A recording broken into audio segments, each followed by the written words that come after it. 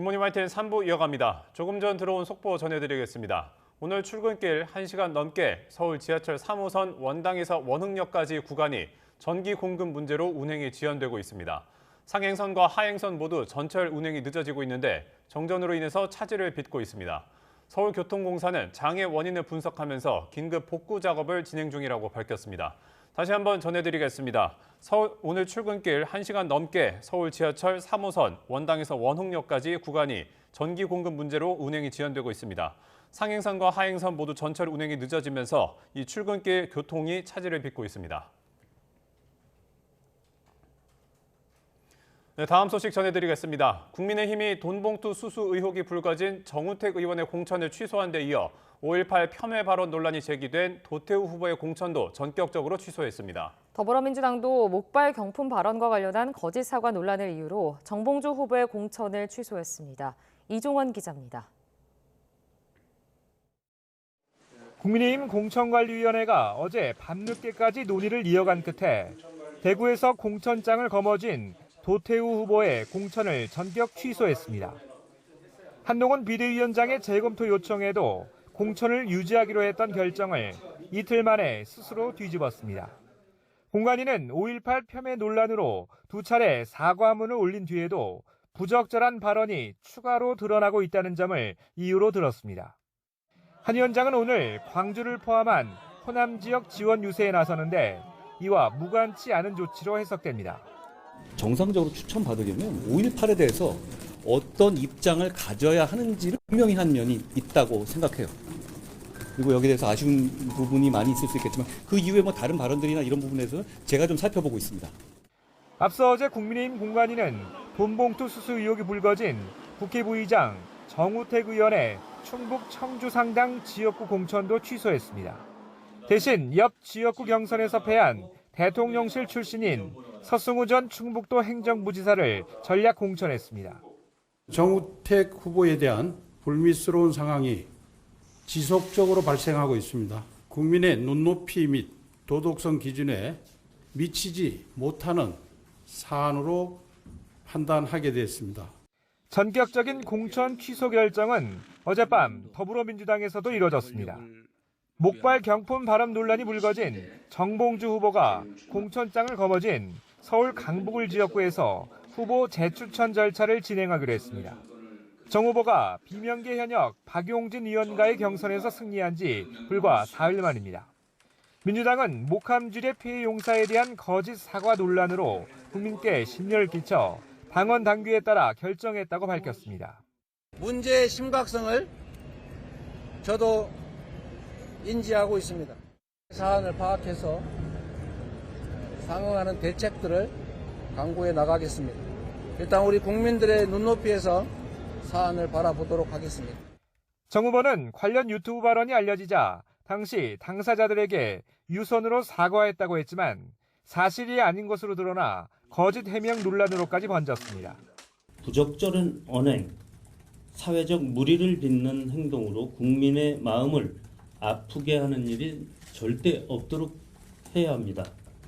민주당 대표실 관계자는 경선에 문제가 있었던 건 아니라 차점자가 승계받는 개념은 아니라며 조만간 이재명 대표가 최고위를 소집해 전략 공천 절차를 밟을 것으로 보인다고 말했습니다. YTN 이종원입니다.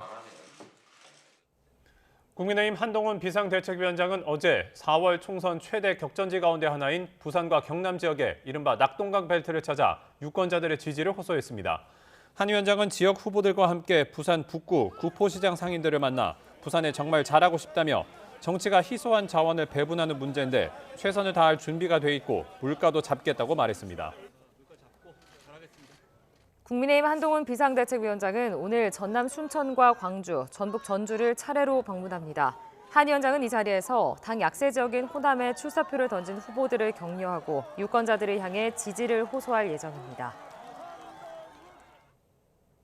더불어민주당 이재명 대표는 4월 총선 승부처로 꼽히는 충청 지역을 찾아 윤석열 정권 심판론을 강조하며 민주당 후보 지지를 호소했습니다. 이 대표는 어제 대전 총선 후보자 필승 결의 대회에서 연구개발 예산은 대전의 민생인데 이 정권이 폭력적인 R&D 예산 삭감으로 대전의 오늘과 대한민국의 내일을 파괴하고 있다고 비판했습니다. 더불어민주당 이재명 대표는 지난 1월 흉기 피습 사건 이후 처음으로 부산을 방문합니다. 이 대표는 오늘 오후 민주당 부산시당에서 필승 결의대회를 열고 전통시장 등을 돌며 민주당 후보에 대한 지지를 호소할 예정입니다.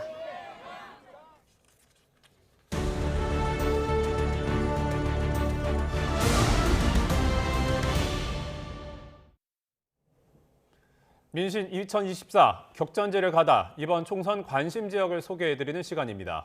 네, 오늘은 민주당 이재명 후보와 국민의힘 원희룡 후보의 맞대결, 이른바 명룡대전으로 주목받고 있는 인천 계양을 지역을 살펴봅니다. 김경수 기자가 다녀왔습니다. 지금 제 뒤로 보이는 물길은 한강과 인천 앞바다를 잇는 운하, 아라뱃길입니다. 이 아라뱃길이 지나는 선거구 가운데 하나가 바로 인천 계양을 지역인데요. 서울 그리고 경기도와 모두 맞닿아 있는 계양을은 진보 지지세가 강한 곳으로 꼽힙니다.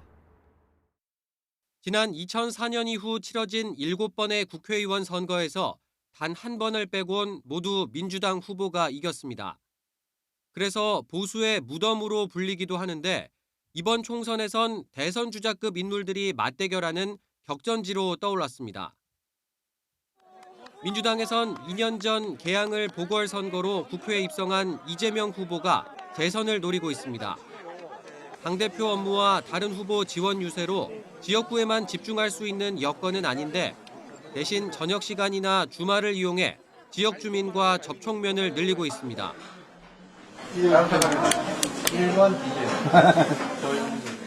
계양 테크노밸리를 첨단 산업단지로 지정하고 철도망을 구축해 대기업을 유치하겠다는 공약도 내걸었습니다.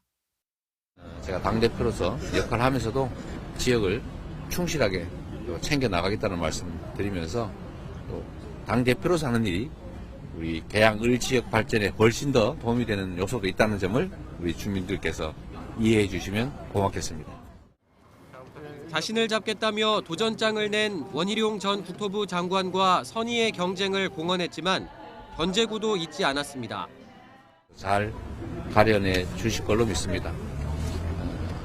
말로 하는 화려한 언사, 언변이 아니라 결국은 지금까지 무엇을 했는가, 주어진 권한으로 과연 국민과 국가를 위해서 일했는지를 판단해 보시면 이재명 저격수를 자처한 원희룡 국민의힘 후보는 인천 출신 축구선수 이천수 씨와 바닥 민심 잡기에 집중하고 있습니다. 몇 학년?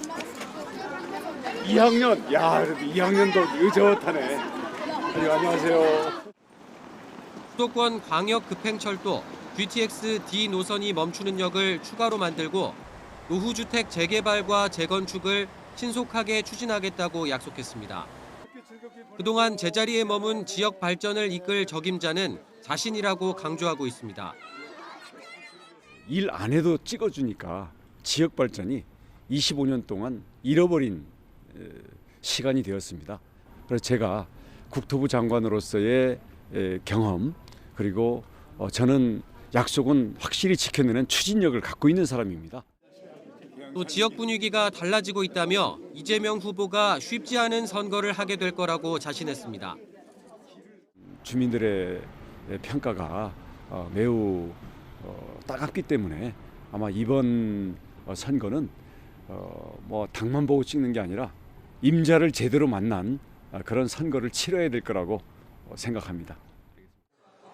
두 자릿수였던 두 후보 지지율 격차가 최근 한 자릿수로 좁혀졌다는 여론조사가 나오면서 이른바 명룡대전의 주목도는 더욱 높아졌습니다. 이재명 후보와 대장동 악연으로 묶인 유동규 전 성남도시개발공사 본부장의 출마도 이목을 끄는 가운데 이번에 일부 조정된 선거구가 변수입니다. 21대 총선 때 보수진영 후보가 상대적으로 선전했던 계산 1동과 3동이 계양을에서 빠지고 민주당 지지세가 강한 작전 서운동이 새로 편입된 겁니다. 또 한 번 전국적 관심을 받게 된 계양을 지역 주민들의 표심은 엇갈리고 있습니다. 이재명 대표님이 잘해주실 분으로 믿고 그래도 하시던 분이 더 잘하신다고 저는 생각하고 적극적으로 지지하는 바입니다. 네, 원희룡 씨. 좀 참신한 것 같아요. 예, 뭐 과거의 경력도 캐리어도 화려하지만은 자기 소신 지키고 하는 사람 같아요. 당 그런 거보다는 그 공약이 좀 현실 가능성 있는 공약인지 보고 그것을 좀 이루어냈던 그런 사람인지 그런 걸 좀 중점으로 보려고 하고 있습니다. 인천 계양을 선거가 총선 전체 판세뿐만 아니라 이재명, 원희룡 두 사람의 정치적 명운을 가를 거란 평가가 적지 않습니다. 오는 4월 10일 유권자들은 누구의 손을 들어줄지 관심이 쏠립니다. YTN 김경수입니다. 이종섭 주 호주대사 임명을 둘러싼 논란이 증폭되고 있지만 윤석열 대통령은 이 대사 임명 철회는 고려하지 않는 것으로 전해졌습니다. 복수의 대통령실 관계자들은 YTN에 임명을 번복할 이유가 전혀 없다면서 이 대사는 국방부 장관 시절 호주와의 안보 협력과 무기 수출 부분에서 크게 활약한 적임자라고 설명했습니다. 대통령실은 이번 사태를 공수처와 더불어민주당 친야 성향의 일부 언론이 결탁한 정치 공작으로 의심하고 있습니다. 이종섭 호주 대사의 수사 도피 논란은 고위공직자범죄수사처와 더불어민주당, 일부 언론이 결탁한 정치 공작이라는 대통령실의 입장에 대해 공수처는 당혹감을 감추지 못한 채 사태 추이를 주시하고 있습니다.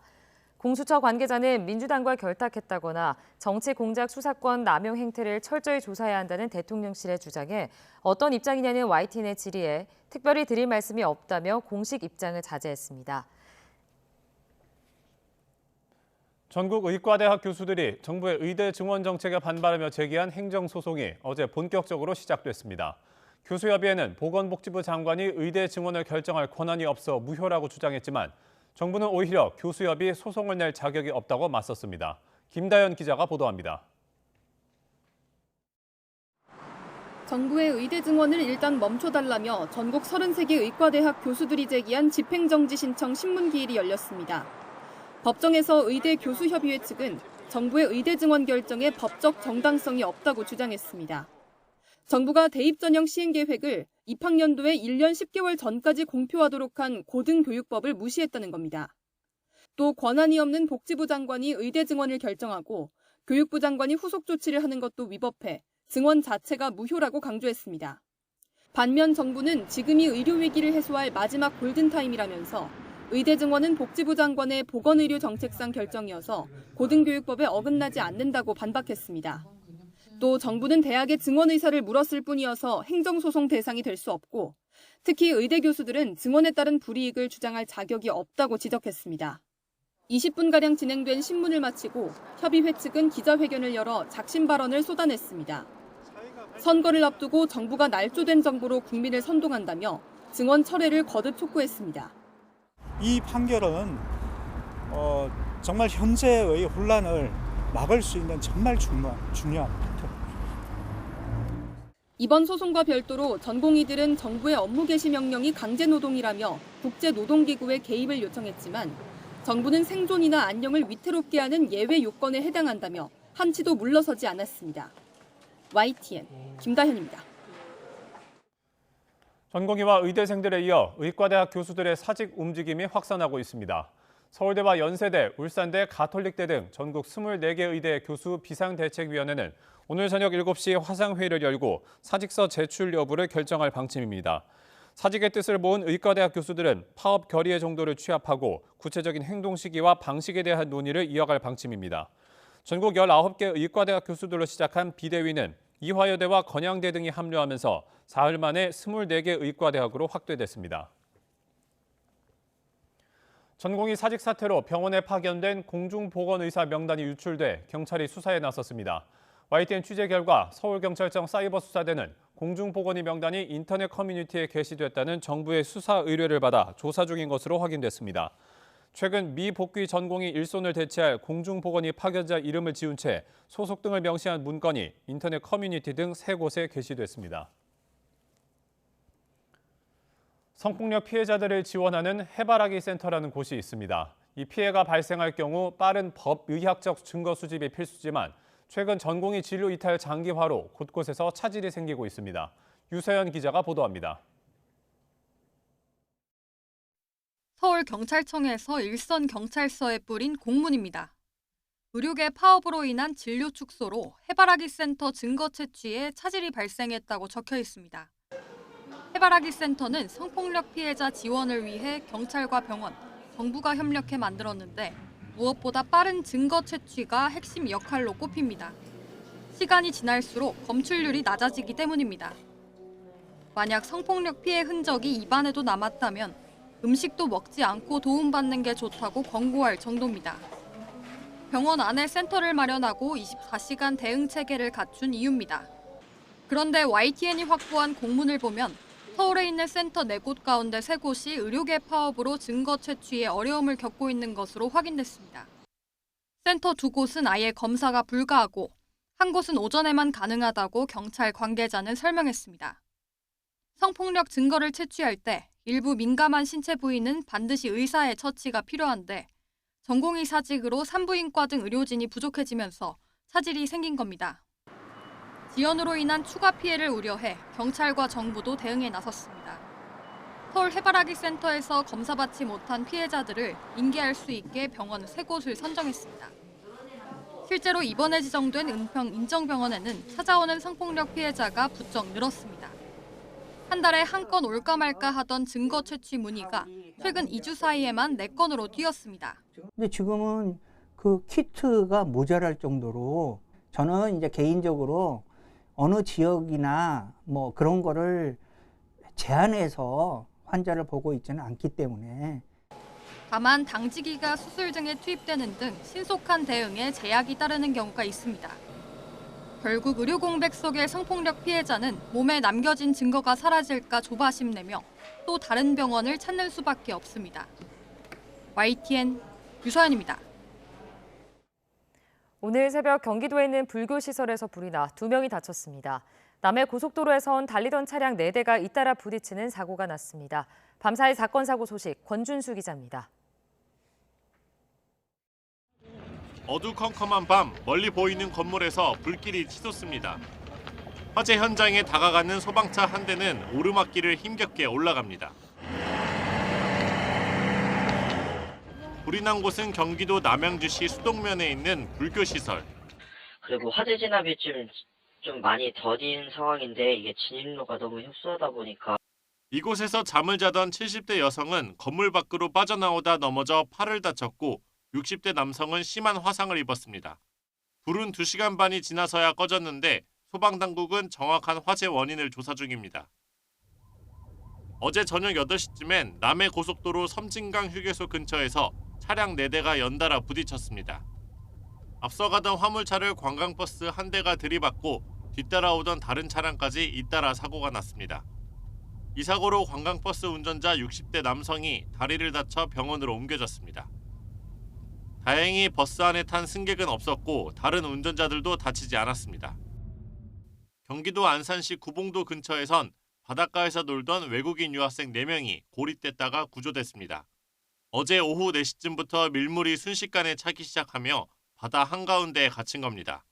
이제 외국인이다 보니까 물때도 인지 못하고 그래서 피하다 보니까 갯바위로 올라가셔가지고 이들은 바다가 없는 몽골 출신의 유학생들이었는데 다행히 모두 다치지 않았습니다. YTN 권준수입니다. 지난해 초중고생이 7만 명, 1.3% 줄었지만 사교육비 총액은 4.5% 증가한 27조 원을 넘어섰습니다. 3년 연속 역대 최대 기록 경신입니다. 통계청과 교육부의 초중고 사교육비 조사 결과를 보면 지난해 사교육비 총액이 27조 1천억 원으로 1년 전보다 1조 2천억 원, 4.5% 늘었습니다. 특히 고등학생 사교육비 총액이 7조 5천억 원으로 8.2% 늘면서 7년 만에 최대 상승폭을 보였습니다. 정부가 기관 투자자들의 행동 지침인 스튜어드십 코드를 개정해 국민연금공단을 비롯한 주요 기관 투자자들이 기업 밸류업 지원에 동참할 수 있는 근거를 마련했습니다. 금융위원회는 어제 김소영 부위원장이 참석한 가운데 국내 주요 기관 투자자들과 간담회를 한 뒤 스튜어드십 코드 개정안을 발표했습니다.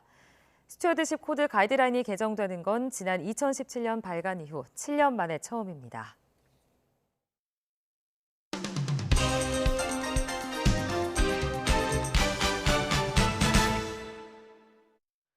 (3월 15일) 금요일입니다. 굿모닝 브리핑 시작합니다. 가장 먼저 중앙일보 기사 보겠습니다. 지난해 합계 출산율이 0.72명으로 나오고 올해는 또다시 최저치를 경신하며 0.6명대까지 떨어질 수 있다는 우려가 나오는 가운데 관련 정책들의 적정성을 따지는 기사가 실려 있습니다. 이 기사에서 주로 논하는 부분은 저출산 대책에 따라 붙은 소득 요건인데요. 부부 합산 일정 소득을 넘기면 지원을 받을 수 없거나 지원 규모가 줄어드는 문제를 지적하고 있습니다. 예를 들어 신생아 특례 대출의 경우를 보면 1%대 금리가 가능하다고 홍보를 하고 있지만 사실상 부부 합산 2천만 원만 넘어도 2%대로 올라가게 됩니다.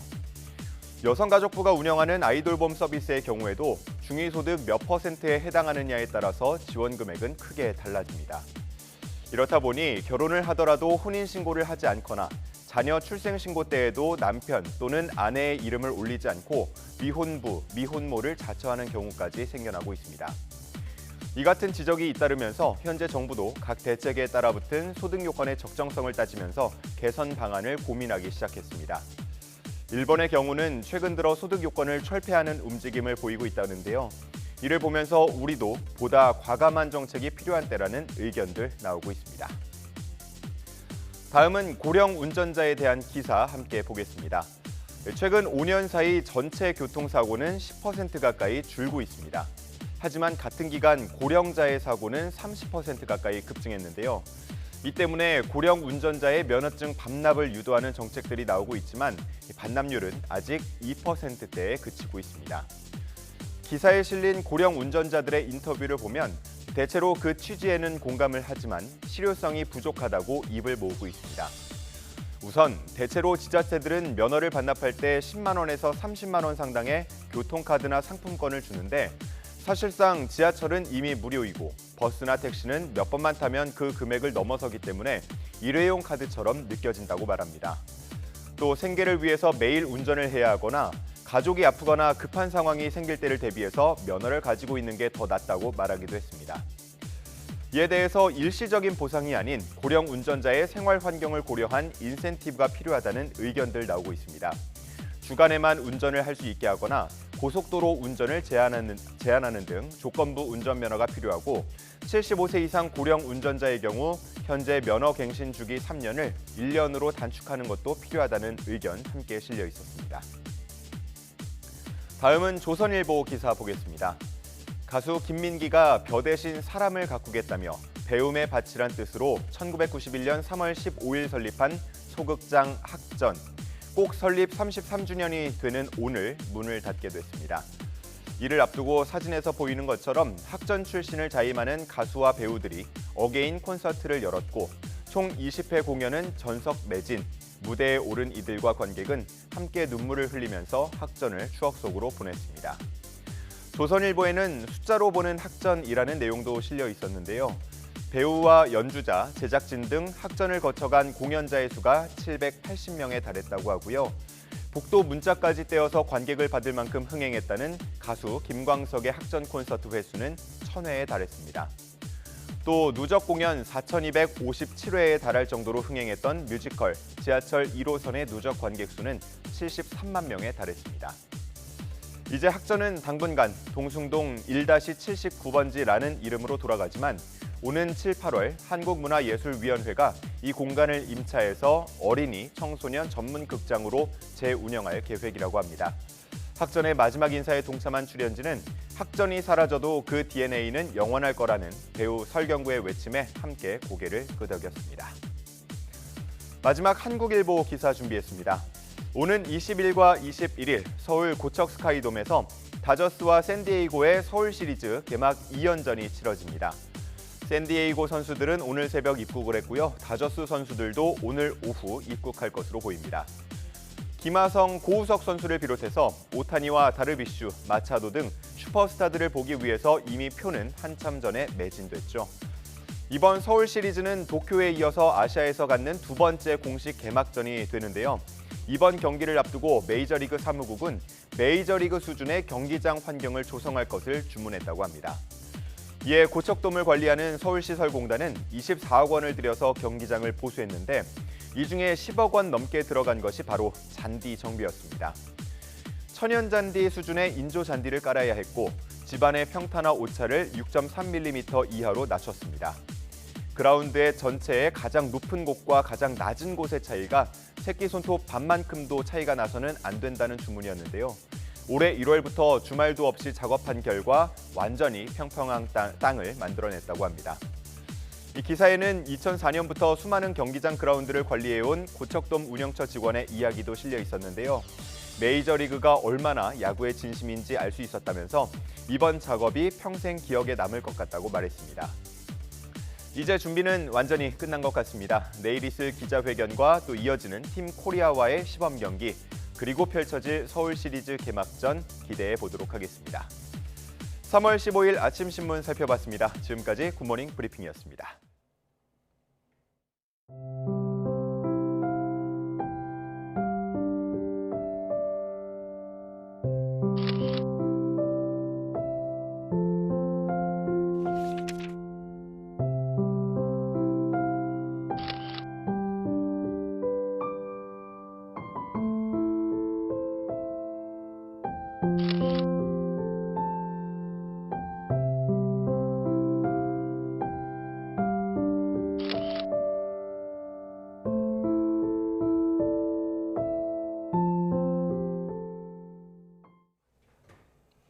가자지구 마지막 피난처에 이스라엘 지상군 투입이 임박한 가운데 미국 정치권에서 네타냐후 총리의 교체를 촉구하는 강경한 목소리가 나왔습니다. 바이든 행정부도 이스라엘 극우 인사들에 대한 제재를 단행하며 압박 수위를 높이고 있습니다. 워싱턴 권준기 특파원입니다. 미국 유대계 정치인 가운데 가장 큰 영향력을 행사하고 있는 척 슈머 민주당 상원 원내대표가 네타냐후 이스라엘 총리를 공개 저격했습니다. He has been too willing to tolerate the civilian toll in Gaza, which is pushing support for Israel worldwide to historic lows. Israel cannot survive if it becomes a pariah. 슈머 원내대표는 이스라엘의 미래를 위해 선거를 새로 치러야 한다고 주장했습니다. 사실상 네타냐후 내각의 교체를 촉구한 겁니다. At this critical juncture, I believe a new election is the only way to allow for a healthy and open decision-making process about the future of Israel. 바이든 행정부도 이스라엘 극우 인사들과 단체를 추가 제재 대상에 올렸습니다. 서한 지구에서 팔레스타인 주민들을 공격한 데 대한 책임을 묻기 위해서입니다. 이 같은 미국의 압박에도 이스라엘은 가자 지구 마지막 피난처인 라파에 지상군 투입 채비를 마쳤습니다. 주민 140만 명 대피 계획을 공개하며 공격을 강행하겠다는 뜻을 분명히 밝혔습니다. 네타냐후는 국제사회 압박은 자신이 막아내겠다며 작전에 투입될 병사들을 격려했습니다. יש לחצים בינלאומיים בעצם למנוע מאיתנו מלהיכנס לרפיח ולהשלים את המלאכה. כראש ממשלת ישראל אני יודף את הלחצים האלה. 하지만 미국 정보기관은 네타냐후의 정치 생명이 위태로운 것으로 보고 있습니다. 전쟁 이후 통치 능력에 대한 불신이 더 커지면서 이스라엘 내부에서 퇴진을 요구하는 시위가 벌어질 것으로 예상했습니다. 미국 대선을 앞두고 민주당에서 친이스라엘 정책에 따른 표심 이반이 가속화하고 있어 바이든 행정부의 네타냐후 내각에 대한 압박은 더욱 강화될 것으로 보입니다. 워싱턴에서 YTN 권준기입니다. 팔레스타인 가자 지구에서 4개월 동안 숨진 어린이 수가 전 세계 분쟁 지역의 최근 4년 동안의 수치보다 많다고 유엔이 전했습니다. 필립 라자리니 유엔 팔레스타인 난민구호기구 집행위원장은 소셜미디어를 통해 가자지구 전쟁은 아이들에 대한 전쟁이라며 이같이 밝혔습니다. 라자리니 위원장은 가자지구 보건부 자료를 인용해 전쟁으로 지난해 10월부터 지난달까지 팔레스타인에서 어린이 12,300명이 숨졌다고 설명했습니다. 블라디미르 푸틴 대통령이 우선에 도전하는 러시아 대선이 현지 시간 15일 시작됩니다. 이번 대선은 러시아 본토는 물론 크림반도와 새 영토로 편입했다고 주장하는 우크라이나 4개 지역 등에서 오는 17일까지 사흘간 치러집니다. 유권자는 18세 이상 러시아인으로 약 1억 1,230만 명에 이르고 미국 등 해외 거주 중인 러시아인 190만 명도 투표할 수 있습니다. 남아프리카의 대표적 기독교 국가인 짐바브웨에서 예언자라고 주장하며 어린이들에게 노동을 강요한 남자가 체포됐습니다. 어린이 대부분은 출생신고서조차 없었으며 당국 허가 없이 매장한 무덤도 발견됐습니다. 류재복 기자의 보도입니다. 흰옷을 차려입은 신도 1000여 명이 함께 노래합니다. 짐바브웨 수도 하라레 부근 가나안이라고 이름 붙은 농장에 머물던 동파 신도들입니다. 농장을 급습한 경찰은 스스로 예언자라 부르며 신도들을 강제 노역에 내몰았던 종파 지도자를 붙잡았습니다. uri kuoneka ende vanhu vatigere navo havana nzara zvese izvi vari kudya izvi hapana kana dambudziko. 이 농장에서 어린이 251명도 구조됐습니다. 5명을 빼고는 출생 신고서조차 없었습니다. 등록되지 않은 무덤 16곳을 찾았는데 그 가운데 7곳엔 허가 없이 유아 시신을 매장했습니다. 어린이들은 생활 기술을 배운다는 명목으로 강제 노동에 시달리고 있었습니다. Isso takadzi vana vedu ava vaende kuzvikoro zvakesari kurati kuzvikoro zvezvi zvamunoti maformal education zvezvi hazvidikanwi namwari nokuti chinonodzidziswa imomo mukati mechikoro imomo chinopesana nezvino zvamwari. 경찰은 지도자와 측근 7명을 미성년자 학대와 매장법 위반 혐의로 체포했습니다. 지도자인 초쿠롱고와는 지난 2015년에도 추종자를 이끌고 경찰과 언론인을 공격해 징역 5년형을 선고받았습니다. YTN 유저부입니다.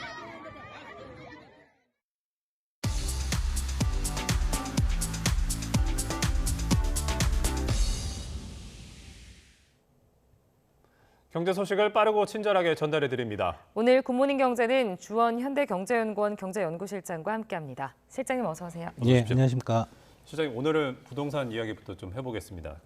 새해에도 부동산 시장 부진이 이어지고 있는데 전국 아파트 값이 지금 어떻게 돼가고 있습니까? 지금 3월 2주차가 이제 전주 대비 마이너스 0.05% 하락을 했는데 이게 이제 16주 연속 한 4개월 정도 계속 떨어지고 있는 모습이긴 합니다. 다만 이제 전세 시장 가격은 계속 좀 올라가고 있어요. 전세 시장은 아무래도 공급 물량이 수요에 비해서 좀 모자른, 그리고 앞으로 이제 최근에 분양 단가가 워낙 높다 보니까 이제 시공 자체가 되는 지역이 많지가 않거든요. 그런 부분을 생각할 때 전세 시장은 좀 올라가고 있고, 다만 이제 전국 평균의 매매 가격 변동률이기 때문에 지역별로는 오르는 지역도 있고 이런 전체적으로 평균을 내는 거잖아요. 그래서 지역별로는 좀 차이가 있습니다. 추세적으로. 예. 지역별로 차이가 있다고 말씀하셨는데 이 좀 세부적으로 보면 서울 송파구, 동작구, 인천 중구, 경기 여주시 등 이 일부 지역이 좀 오름세로 돌아섰다고 하거든요. 이런 지역별 차이가 나타나는데 좀 어떤 배경이 있습니까? 기본적으로는 이제 호재라는 게 있거든요. 부동산 시장에서 가장 큰 호재는 뭐냐면 예를 들어서 투기 과열지구가 해제됐다든가, 최근에 이제 그런 호재는 없고 지역 개발 호재가 있다든가 교통망이 새로 들어온다든가 이런 거거든요. 예를 들어서 서울 송파구 같은 경우는 이제 영동대로 지하복합 환승센터, 좀 오래된 호재긴 한데 그런 게 있고, 그다음에 동작구 같은 경우는 뉴타운 재건축 재개발 이슈가 있거든요. 뉴타운이 한 2개 정도 큰 이슈가 있습니다. 그리고 좀 주목할 지역은 인천 중구하고 경기 여주시인데 이쪽은 이제 플러스로 돌았거든요. 인천 중구 같은 경우는 이제 영종도하고 연륙교, 섬과 인천 중구를 잇는 다리, 그런 교통망의 호재가 있고, 요번에 이제 GTX-D 그 계획이 잠정아니겠지만은 발표되면서 여주역이 신설이 된다는 그런 이제 호재 때문에 이런 지역들을 중심으로 해서 다른 전국적인 어떤 추세하고는 다르게 보합으로 돌아선다든가 플러스로 돌아선다든가 이렇게 좀 주택 가격이 반등하고 있는 모습입니다.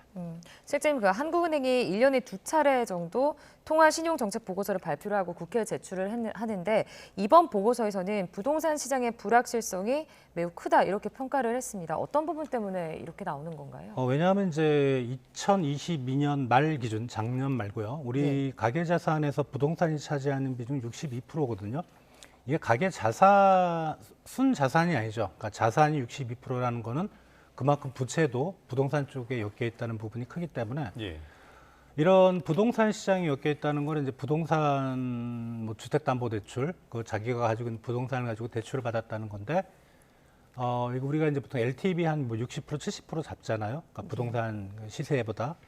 만약에 현재 부동산 가격이 그거보다 더 떨어진다면, 지금 가지고 있는 것보다 LTV를 하회한다면 이게 이제 못 갚고 또 대출을 바로 상환해야 하는 이런 부분 때문에 이제 한은행에서 경고를 한 건데, 그런데 이제 저도 이제 이 보고서가 이제 1년에 2번 나오거든요. 3월하고 9월에 나오는데 그렇게 새로운 내용은 없어요. 뭐 항상 뉴스나 언론에서 많이 얘기됐던 거고요. 뭐 당연히 부동산 가격이 그 정도로 폭락하면 이런 대출 위험이 있는 거고. 그런데 우리가 상식적으로 갑자기 30% 폭락할 수는 없잖아요. 예. 금융위기나 외환위기 때도 한 10% 많이 잡아 20%밖에 폭락을 안 했기 때문에 한은의 그냥 이 부동산 위험에 대한 어떤 경고 메시지 정도로 우리가 봐야 될 것 같고, 한은이 정말 우리가 부동산 시장의 어떤 급락에 따른 경제 위기로 한국 경제가 빠진다 이런 메시지는 아닌 것 같고, 다만 이제 금융 당국의 입장에서는 이 부분이 여전히 좀 부동산 시장 전체 가계 대출에 상당한 좀 불안 요인이기 때문에 좀 주의 있게 보겠다 이런 식으로 해석을 하시면 될 것 같습니다. 그럼 당장 지금의 분위기를 좀 보면 이 부동산 시장 부진이 가계대출 문제로 이어질 가능성에 대해서는 좀 낮게 보시는 겁니까? 이게 이제 개인이 체감하는 입장과 국가 전체의 금융 시스템을 보는 입장으로 나눠봐야 되는데, 예. 개인들은 당연히 어려우신 분들이 있죠. 예를 들어 뭐 다중채무자, 여러 금융기관에서 돈을 빌렸다든가, 아니면 뭐 갭 투자라든가, 뭐 연끌을 했다든가 이런 분들은 상당히 어려울 겁니다. 왜냐하면 금리 수준이 아직도 높거든요. 예. 그리고 이자 상환 부담 때문에 그런 개인의 파산은 점점 늘어날 겁니다. 당연한 거고. 다만 이제 우리가 그 2001년 초반에 뭐 카드채 사태라든가 뭐 금융위기 초반 이럴 때처럼 금융기관 자체가 흔들리는 건 없다. 왜냐하면 이제 금융기관의 입장에서는 충분히 담보를 잡았고, 그리고 금융기관이 대출한 한 금융기관에서 여러 가게에 대해 대출을 했지만 그게 다 부실이 되진 않거든요. 그런 걸 생각할 때 금융 시스템이 흔들릴 가능성, 가계 부채 때문에 그럴 가능성 거의 없다고 보시면 될 것 같습니다. 네, 알겠습니다. 자, 이번엔 좀 물가 이야기로 넘어가 보도록 하겠습니다. 이번에 보고서에도 물가 관련한 내용이 좀 포함이 됐는데, 물가 오름세가 목표 수준에 안정될 거로 확신하기는 이르다. 그러니까 이르다 이렇게 평가를 했는데, 이렇게 평가하는 좀 배경이 어떻게 됩니까? 최근에 이제 아무래도 2월 달 우리 소비자 물가 상승률이 나왔는데 3.1%가 나왔거든요. 예. 전년 동월 대비. 그러니까 1월에 2.8%로 갔다가 1월에 다시 이제 올라가는 이제 그런 모습이어서 이 부분을 경계를 한 것 같고, 저 올라간 원인은 우리가 이제 알다시피 이제 그 농산물, 특히 뭐 과일 가격이 많이 올라가서, 근데 그 과일이라는 게 수입 과일이 아니고 우리가 이제 국산 과일이거든요. 사과나 배 이런 것들은 사실 뭔가 대체할 상품이 딱히 없어요. 그러니까 바깥에서 해외에서 그 이제 생산한 사과나 배를 가져올 수도 있는데, 얘기를 들어보면 우리나라 국민들 입맛에 전혀 안 맞는다고 해요. 달지도 않고. 예.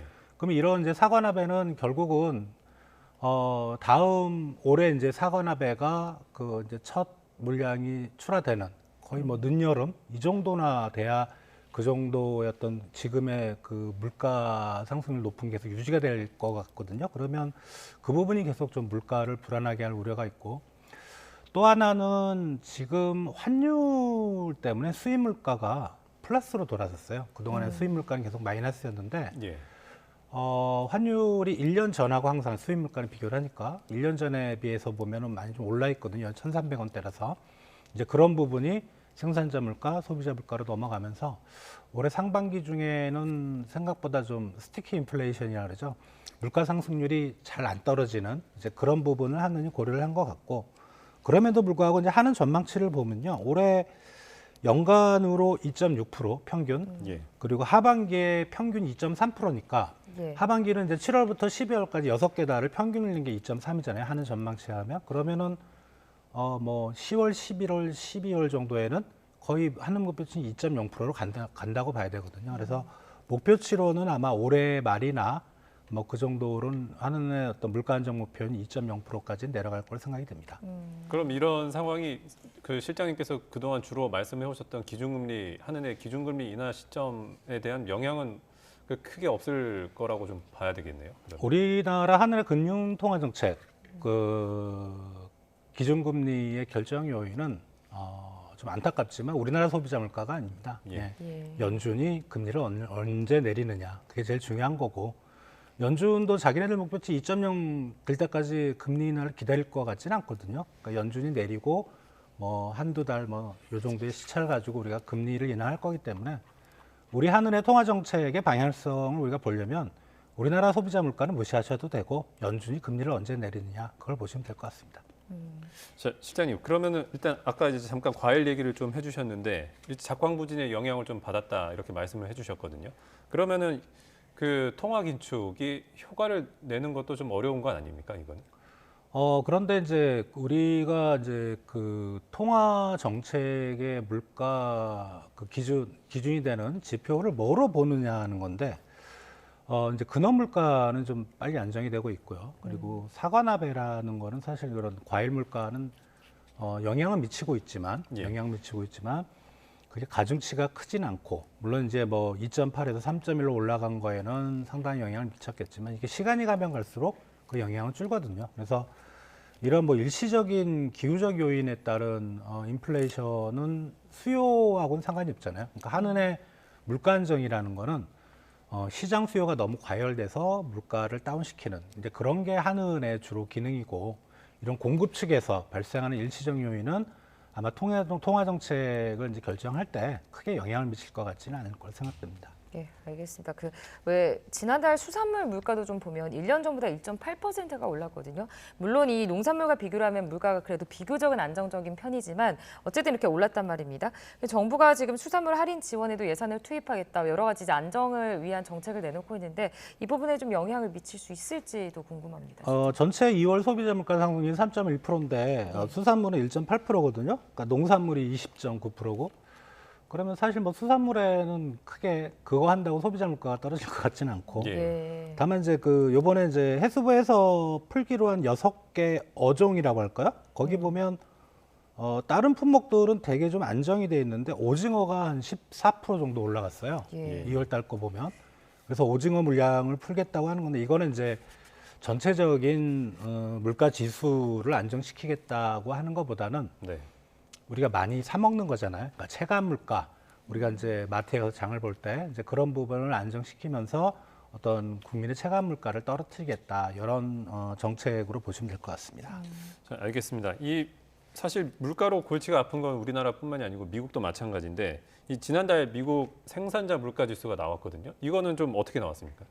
1.6% 지금 플러스가 된 걸로 알고 있는데, 이게 그 PPI라는 생산자 물가 지수인데, 전월비로는 0.6%가 올랐지만 전년동월대로 그렇게 올랐는데, PPI 생산자 물가에서 넘어가는 게 이제 소비자 물가거든요. 그러니까 PPI라는 거는 기업들이 쉽게 말씀드리면, 단순하게 말씀드리면 출하할 때 물가, 공장에서 나갈 때 물가. 근데 그 유통 과정을 거치면서 이제 소비자 물가는 좀 높잖아요. 그러니까 이게 한두 달 정도의 영향을 주면서 이제 소비자 물가에 상승 요인으로 작용할 수 있다, 이런 이제 내용인데요. 요번에 생산자 물가가 올라가는 거는 휘발유 가격이 예를 들어서 6.8%가 올랐습니다, 미국에서. 최근에 유가가 올라간 부분도 있고, 이제 그런 거가 생산자 물가에 영향을 미쳤기 때문에 앞으로 미국 소비자 물가 지수가 생각보다 더 고공행진을 할 수 있다, 이런 우려 때문에 지금 생산자 물가에 좀 많은 금융시장들이 좀 안 좋게 반응을 하고 있죠. 그 시장에서는 어쨌든 이제 미 연준에서 오는 6월쯤에는 실장님 그 기준금리를 인하를 단행할 것으로 기대를 하고 있는 상황인데, 지금 같은 이런 물가 상황에서는 인하가 좀 어려울 것 같기도 하거든요. 어떻게 보고 계세요?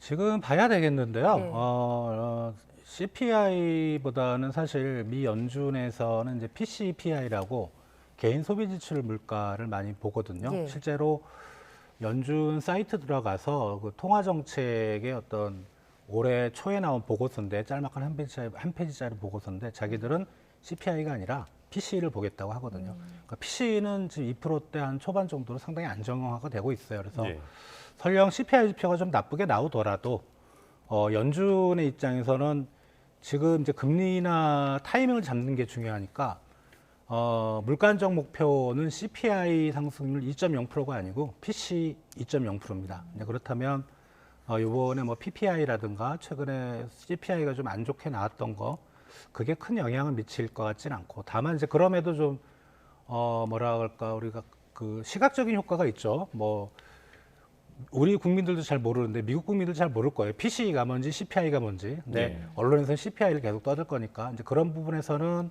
좀 안 좋은 영향은 미칠 수 있는데, 전반적인 통화 정책의 어떤 최근의 흐름, 그리고 연준 인사들이 언론에 나서 하는 걸 봐서는 6월 달 전후로 아마 금리 인하가 있을 가능성이 가장 높다고 생각이 됩니다. 시장님, 이것도 하나 좀 궁금한데 이제 미국 지난달 소매 판매가 전달보다 0.6% 증가했다. 이게 예상보다 부진했다 이러는 건데 이게 좀 어떤 의미가 있는 겁니까? 미국은 사실 우리나라는 수출이 앞에 서끄는 경제 구조를 가진다면 미국은 이제 뭐 투자나 수출보다는 이제 소비입니다. 소비가 한 70% 정도 GDP 차지하고 우리나라는 50%도 안 되거든요. 그러니까 미국 경제의 앞으로 방향성을 보려면 이제 소매 판매인데 이 소매 판매가 1월 달에 전월비 마이너스 1.1%, 1월에 좀 추웠거든요. 미국이 폭설도 있었고. 예. 근데 그럼 2월 달에 좀 일시적인 요인이니까 2월에는 최소한 1월에 마이너스 1.1이니까 최소한 복구가 되려면 플러스 1.1 이상은 나와야 되거든요. 0.6밖에 안 남았어요. 네. 그러니까 이 부분이 미국 소비자들의 어떤 그 구매력이 많이 떨어지는 게 아닌가 이런 이제 의구심, 앞으로 소비 지표가 안 좋을 가능성. 이게 왜 그러냐 하면은 이제 우리가 상식적으로 이제 미국의 어떤 그 가계 소득과 소비 지출을 보면 자, 소득보다는 소비가 낮아야 정상이겠죠. 그죠? 예. 예. 근데 미국의 코로나 이후에 최근의 모습 보면 소득 증가율보다 소비 증가율이 훨씬 높습니다. 그러니까 저축률이 미국의 장기 평균이 자기들의 가계 가처분 소득이 한 5% 정도 항상 저축률 유지했는데 최근에는 3%로 확 떨어졌거든요. 네. 그러니까 지금 그만큼 미국 가계들의 구매력은 많이 떨어진 상태고 이런 것들이 그러니까 결국은 쓸 돈이 없다는 거죠. 이런 것들을 생각할 때 미국 소비 지표가 앞으로는 그렇게 뭐 작년 재작년처럼 좋게 나오진 않다. 결론은 미국 소비가 안 좋다면 미국 경제도 이제는 뭐 최소한 연착륙 국면, 뭐 침체까지는 아니더라도 그렇게 들어가는 게 아닌가 그렇게 생각이 됩니다. 그렇게 이제 예상을 상회하는 생산자 물가는 기준금리를 기대하기 어려운 상황이고 좀 부진한 소매 판매는 인하에 좀 전망을 실어주는 그런 내용인데 좀 상반된 지표가 나온 것 같아요. 근데 이번에 뉴욕 증시가 좀 이걸 반영을 했는지 좀 약세를 보였거든요. 어떻게 보셨습니까? 지금 아무래도 이제 PPI 쪽의 영향이 더 컸던 것 같은데, 근데 문제는 그 엔비디아가 주도를 했어요. 예. 그동안 엔비디아는 좀 내부적으로 안 좋은 이슈가 있었잖아요. 내부 인사가 물량을 풀었다든가 팔았다든가 이런 것도 있었기 때문에 이제 그런 영향을 좀 받았던 것 같고, 또 하나는 이제 보시면은 이제 나스닥 쪽, 그러니까 기술주가 있던 그런 쪽에서 전기차 주식들이 일제히 지금 안 좋은 그런 상황이거든요. 최근에 전기차나 2차 전지에 대해서 좀 안 좋은 이슈들 이런 게 좀 반영이 된 것 같은데, 다만 이제 PPI가 뭐 그 정도 나왔다고 주식시장이 저렇게 딱 빠진다는 것보다는 최근에 좀 그 조정 흐름이 좀 있어야 돼요. 왜냐하면 뭐 S&P 기준으로 사상 최고치를 기록했었잖아요. 네. 그런 부분이 좀 조정이 될 때 어떻게 보면 핑계거리가 필요한 거죠. 뭐 울고 싶은데 누가 뺨을 때려주는, 그러니까 PPI가 그런 역할을 한 게 아닌가 생각이 됩니다. 알겠습니다. 오늘 굿모닝 경제는 여기까지 듣겠습니다. 지금까지 주원 현대경제연구원 경제연구실장과 함께했습니다. 실장님 고맙습니다. 고맙습니다.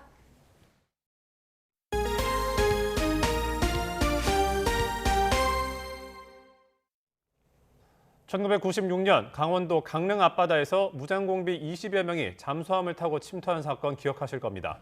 당시 북한 잠수함은 현재 강릉 통일공원에 전시돼 왔었는데요. 네, 강릉시가 23년 만에 잠수함을 인근 해군 부대로 옮기고 그 자리에 오토 캠핑장을 조성하기로 했습니다. 송세혁 기자가 취재했습니다.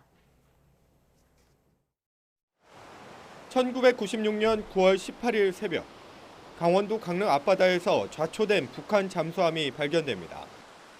잠수함을 타고 침투한 무장공비는 26명. 이 가운데 북한으로 도주한 1명을 제외한 24명이 사살되거나 자살했고 1명은 생포됐습니다. 당시 침투 현장에 2001년 조성한 강릉 통일공원. 작업자들이 전시된 북한 잠수함에 조심스럽게 크레인 줄을 연결합니다. 이어 600톤급 크레인이 서서히 잠수함을 들어 올린 뒤 바지선에 내려놓습니다. 안보 교육과 관광을 위해 전시한 지 23년 만에 해군 부대로 옮기는 겁니다.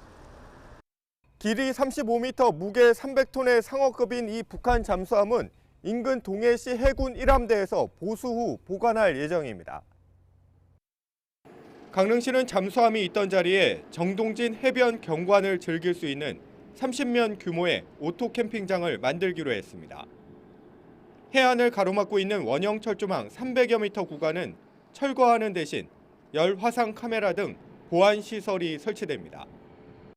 안보 테마로 해갖고는 시대 이제 트렌드를 따라가는 게 좀 뒤처진다고 판단을 했습니다. 그래서 요즘 젊은 MZ세대라든지 이제 시대 변화, 관광 트렌드 변화에 맞춰서 거기에 맞춰서 이제 조성을 하는 거기 때문에 정동진 오토 캠핑장은 올해 말쯤 문을 열고 손님을 맞을 계획입니다. YTN 송세혁입니다. 미국 메이저리그 월드투어 서울 시리즈를 위해 방한하는 샌디에이고 파드리스 선수들이 오늘 새벽 전세기를 타고 인천국제공항에 도착했습니다. 샌디에이고는 지난해 한국 선수 최초로 메이저리그 골드글러브를 수상한 내야수 김하성과 불펜 투수 고우석이 뛰고 있는 팀입니다. 샌디에이고 선수들은 닷새 뒤인 오는 20일부터 이틀 동안 서울 고척 스카이돔에서 LA 다저스와 2024 정규 시즌 개막전을 연달아 갔습니다. 그룹 블랙핑크의 정규 1집 선공개곡 How You Like That이 세계 최대 음원 플랫폼인 스포티파이에서 10억 번 넘게 스트리밍한 곡이 됐습니다. K-팝 걸그룹 가운데 단일곡으로 10억 스트리밍을 기록한 건 블랙핑크가 최초입니다. 전 세계 걸그룹 가운데서도 피프스 하모니와 스파이스 걸스에 이어 세 번째를 기록했는데 10억 스트리밍에 도달한 시간은 블랙핑크가 가장 짧았습니다. 네, 요즘같이 이른 봄철에는 도로에 움푹 파인 구멍인 포트홀이 많습니다. 네, 인공지능 AI로 포트홀이나 약한 도로 부분을 미리 찾아내서 신속하게 보수할 수 있다고 합니다. 김종균 기자가 서울시의 포트홀 저감 대책을 알아봤습니다. 봄철 해빙기 작은 구멍인 포트홀로 도로가 누득입니다. 특히 올해 1, 2월 강수량이 예년보다 이례적으로 많아 포트홀도 2배 넘게 많이 발생했습니다. 운전자가 포트홀을 미처 발견하지 못하면 타이어 파손 등으로 자칫 안전사고가 날 수도 있습니다. 서울시는 버스와 택시 2,000대에 인공지능 AI 포트홀 자동 탐지 시스템을 달았습니다. 주행 중 자동으로 포트홀을 찾아내 바로 도로포장부서에 전달합니다. 특히 도로 파손이 심한 중앙버스 전용 차로를 중심으로 고강성 조립식 콘크리트로 포트홀을 보수합니다. 공장에서 제작을 해서 여기다 끼우는 개념입니다. 이게 PC입니다. 다 한 스판이 6m입니다. 3m, 6m짜리 스판을 현재 지금 한 8개 정도 깔아놨습니다. 혼자서도 한 개의 포트홀을 5분 안에 메울 수 있는 포트홀 전문 보수 트럭도 도입합니다.